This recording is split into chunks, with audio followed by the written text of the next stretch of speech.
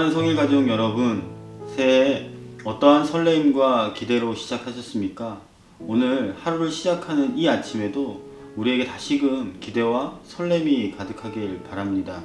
특별히 2021년 우리 성일 공동체에 하나님께서 주어진 말씀 속에서 함께 꿈을 꾸고 함께 서가기를 주님의 이름으로 축복합니다. 특별히 더 바라는 것 있다면 우리 다음 세대들이 하나님 안에서 큰 꿈으로 이 세대를 변화시키고 나아가 정말 하나님의 나라를 완성해 나가는 귀한 믿음의 주역들이 될 수 있도록 함께 기도해 주시고 함께 동역 부탁드리겠습니다. 이 아침 함께 말씀 묵상하실 텐데요. 기도하고 말씀 함께 보겠습니다. 사랑의 하나님, 은혜 가운데 우리가 한 해를 보내고 또 새로운 한 해를 맞이하게 되었습니다. 새 일을 행하시는 하나님을 오늘도 기대합니다. 오늘도 일하실 그 하나님을 우리가 더욱 소망할 때에 말씀 가운데서 우리의 행할 바를 알게 하여 주시고 기도 가운데서 나의 허물을 내려놓게 하여 주시고 돌아보게 하여 주시고 회개할 것 철저히 회개하게 하시며 나아가 주님 뜻에 합당한 믿음의 사람들로 우리를 세워 주시옵소서. 말씀을 보길 원합니다. 성령께서 각자의 자리에 임하셔서 우리의 마음을 만지시사 은혜의 시간 또한 충만한 시간 다 될 수 있도록 인도하여 주시옵소서. 감사드리며 예수님의 이름으로 기도하옵나이다. 아멘. 오늘 함께 묵상하실 말씀은 요한일서 2장 1절에서 11절까지의 말씀입니다. 함께 말씀 보겠습니다. 나의 자녀들아, 내가 이것을 너희에게 쓰면 너희로 죄를 범하지 않게 하려 함이라. 만일 누가 죄를 범하여도 아버지 앞에서 우리에게 대언자가 있으니 곧 의로우신 예수 그리스도시라. 그는 우리 죄를 위한 화목제물이니 우리만 위할 뿐 아니요 온 세상의 죄를 위하심이라. 우리가 그의 계명을 지키면 이로써 우리가 그를 아는 줄로 알 것이요 그를 아노라 하고 그의 계명을 지키지 아니하는 자는 거짓말하는 자요 진리가 그 속에 있지 아니하되 누구든지 그의 말씀을 지키는 자는 하나님의 사랑이 참으로 그 속에서 온전하게 되었나니 이로써 우리가 그의 안에 있는 줄을 아노라. 그의 안에 산다고 하는 자는 그가 행하시는 대로 자기도 행할지니라. 사랑하는 자들아, 내가 새 계명을 너희에게 쓰는 것이 아니라 너희가 처음부터 가진 옛 계명이니 이 옛 계명은 너희가 들은 바 말씀이거니와 다시 내가 너희에게 새 계명을 쓰노니 그에게와 너희에게도 참된 것이라. 이는 어둠이 지나가고 참 빛이 벌써 비침이니라. 빛 가운데 있다 하면서 그 형제를 미워하는 자는 지금까지 어둠에 있는 자요 그의 형제를 사랑하는 자는 빛 가운데 거하여 자기 속에 거리낌이 없으나 그의 형제를 미워하는 자는 어둠에 있고 또 어둠에 행하며 갈 곳을 알지 못하나니 이는 그 어둠이 그의 눈을 멀게 하였음이라. 우리가 새해를 맞이하여서 함께 묵상하고 있는 요한일서는 사도 요한이 쓴 첫 번째 서신입니다. 사도 요한은 이 서신의 목적을 명확하게 밝히고 있습니다. 5장 13절인데요. 내가 하나님의 아들의 이름을 믿는 너희에게 이것을 쓰는 것은 너희로 하여금 너희에게 영생이 있음을 알게 하려 함이라. 이것이 사도 요한이 편지를 쓴 가장 큰 이유입니다. 예수님을 믿는 그리스도인들에게 분명한 영생의 확신을 주기 위하여서 이 서신을 쓰고 있는 것이죠. 우리도 마찬가지입니다. 우리가 영생 안에 구원 안에 있다라고 믿음의 부르심에 확신이 있는 자들이라고 생각을 한다면 오늘 주어진 이 말씀을 통해서 우리의 모습을 다시 한번 점검해 보아야 할 줄로 믿습니다. 그리고 우리가 나아가 우리 인생의 궁극적인 빛 대신 하나님과의 교제가 충만하길 바라며 또한 하나님께 영광을 돌리는 것이 우리의 삶의 목적이 되어야 할 것입니다. 그런데 오늘 이 과정을 위해서 필요한 것이 있다라고 이야기합니다. 먼저 1절의 말씀인데요. 나의 자녀들아, 내가 이것을 너희에게 쓰면 너희로 죄를 범하지 않게 하려 함이라. 만일 누가 죄를 범하여도 아버지 앞에서 우리에게 대언자가 있으니 곧 의로우신 예수 그리스도시라. 오늘 우리에게 필요한 예수 그리스도를 대언자라고 표현하고 있습니다. 대언자라는 말이 쉽게 표현하면 변호자라고 할 수 있을 것입니다. 우리의 모든 것을 대신해서 변호해 주시고 담당해 주시고 우리의 도움이 되신다라는 거죠. 그런데 이 말씀 안에 이것을 쓴 목적이 있다라고 이야기하는데요. 죄를 범하지 않게 하려 함이라 라고 표현합니다. 우리가 하나님과의 온전한 사귐 속에 들어가기 위하여 우리 속에 일어나는 이 죄가 없어져야 한다라는 것인데요. 그리고 이를 위해선 예수 그리스도 바로 대언자가 필요하다라는 것입니다. 하나님 앞에서 우리를 적극적으로 변호해 주실 뿐만 아니라 그리고 우리를 바르게 세워 주실 분이 바로 예수 그리스도이신 것입니다. 그리고 계속해서 2절에 보면 예수님의 또 다른 이름을 언급하는데 우리의 죄를 위한 화목제물이라고 표현하십니다. 화목제물, 예수님의 대속적인 죽음을 의미합니다. 우리를 위하여 하나님 앞에 자신을 바치고 우리에게 마땅히 자신을 드림으로 우리가 받아야 할 모든 진노를 예수님께서 대신하여 받으신 것입니다. 이로써 우리가 모든 죄로부터 속함을 받을 뿐만 아니라 하나님과 화목하게 된 것입니다. 이처럼 예수님은 우리의 대언자가 되실 뿐만 아니라 화목 제물이 되시기 때문에 비록 우리가 이 세상 속에서 여러 가지 죄로 말미암아 넘어지지만 실족치 않게 하시는 것입니다. 그리고 그 죄에서 벗어날 때 우리는 하나님과의 온전한 사귐을 이룰 수 있는 것입니다. 다시 1절에 보시면 너희로 죄를 범하지 않게 하려 함이라. 도대체 요한이 강조하고 있는 이 죄는 무엇을 의미하는 것일까요? 말씀 속에서 발견해 보면 4절에서 발견해 볼 수 있을 것 같은데요. 그를 아노라 하고 그의 계명을 지키지 아니하는 자는 거짓말하는 자요 진리가 그 속에 있지 아니하되 라고 했습니다. 그러므로 여기서 말하는 죄는 주님을 믿는다고 말하면서 그분의 계명을 지키지 않는 것을 뜻합니다. 예수님의 계명 무엇입니까? 우리가 잘 아는 대로 예수님은 여러 번 우리에게 이것을 강조하셨습니다. 요한복음 13장 34절 새 계명을 주노니 서로 사랑하라. 요한일서에서도 그의 계명은 이것이니 곧 그 아들 예수 그리스도의 이름을 믿고 그가 우리에게 주신 계명대로 서로 사랑할 것이니라.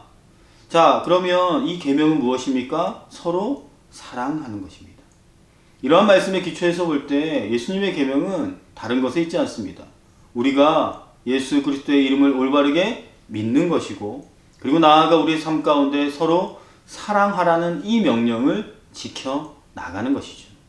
이처럼 예수님의 계명을 지킨다는 것, 예수님의 이름을 믿고 그가 주신 계명 서로 사랑하는 것이라고 말씀드렸습니다.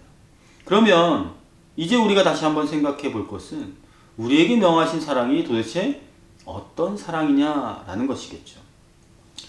예수님께서 우리를 위하여 자신을 드리신 것처럼 우리도 그러한 모습을 따라 사랑해야 하는 것 너무나도 잘 알고 있습니다. 그러면 이 계명이 언제부터 있었던 것일까요? 7절 말씀에 보면 이미 율법에 있는 계명을 통해 새 계명으로 일러주셨습니다. 사도 바울은 로마서 말씀을 통하여서도 이렇게 이야기합니다. 사랑은 율법의 완성이다. 계명을 지키라라는 것은 형제를 사랑하는 것 또한 그 형제를 내 몸과 같이 사랑하는 것 그것을 이루어 나갈 때 우리는 올바른 율법의 완성을 이룰 수 있는 것입니다. 그런데 우리는 늘 이게 고민이죠. 딜레마라고도 표현할 수 있습니다. 과연 이것이 가능합니까? 이웃을 내 몸처럼 사랑하는 것이 가능은 한 겁니까? 우리가 이러한 고민에 있을 때 사도 요한은 그러한 우리에게 명확하게 다시금 예수님이 필요하다라고 말씀하시는 겁니다. 대언자 되시고 화목제물 되시는 예수님, 그분이 우리에게 필요하다라는 것이죠.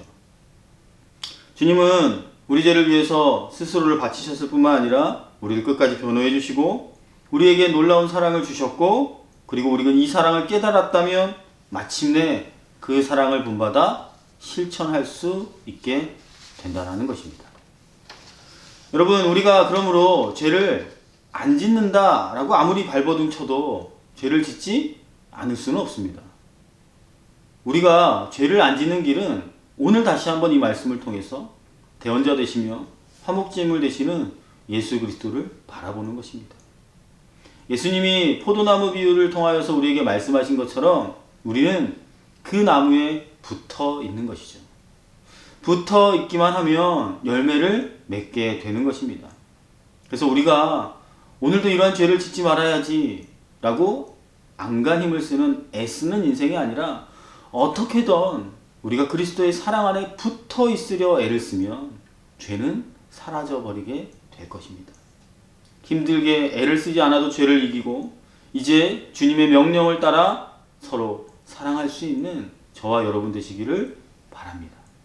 이 모든 것이 다시금 대언자 되시고 화목제물 되신 주님의 사랑을 올바르게 깨닫고 경험하게 될 때에 우리에게 일어나는 일입니다. 그래서 5절 함께 보기를 원하는데요.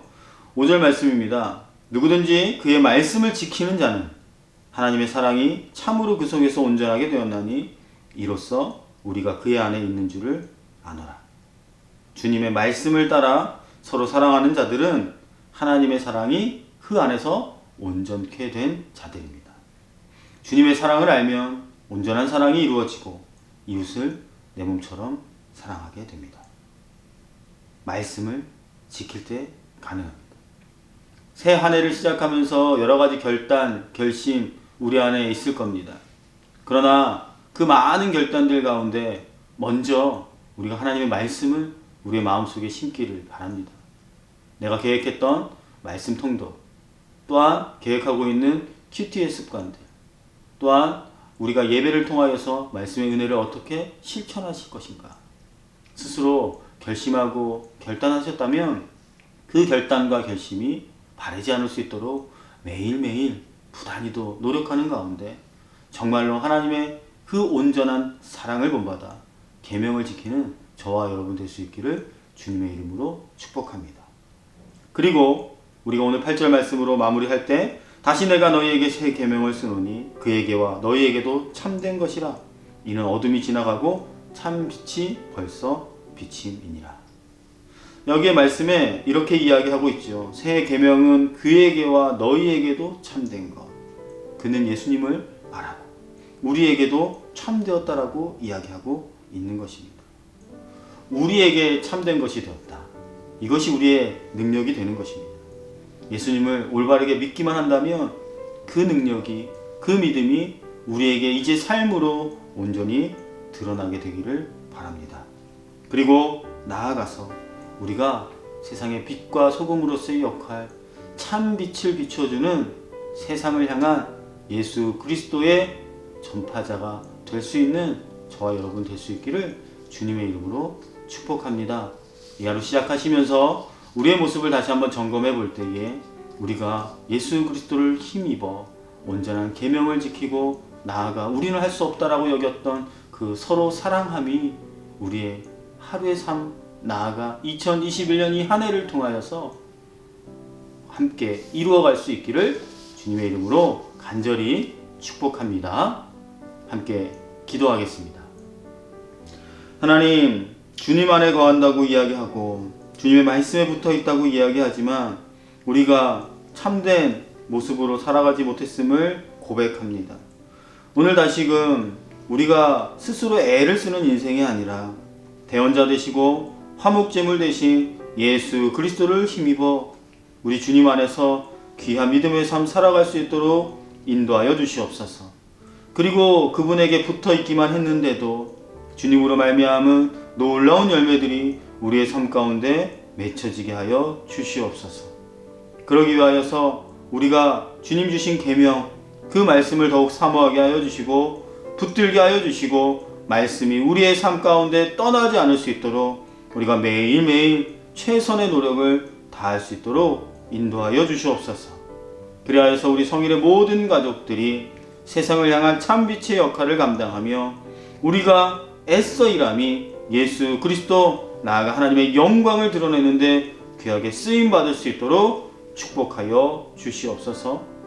오늘도 이 아침 주님의 말씀을 들고 묵상하고 기도하는 우리 모든 성도들의 심령 가운데 참 평안과 위로를 허락하여 주시고 새해를 시작하며 결심과 결단들이 잘 지켜질 수 있도록 오늘도 주님 주시는 위대한 용기가 우리의 가슴에 깊이 새겨질 수 있도록 축복하여 주옵시고 역사하여 주시옵소서.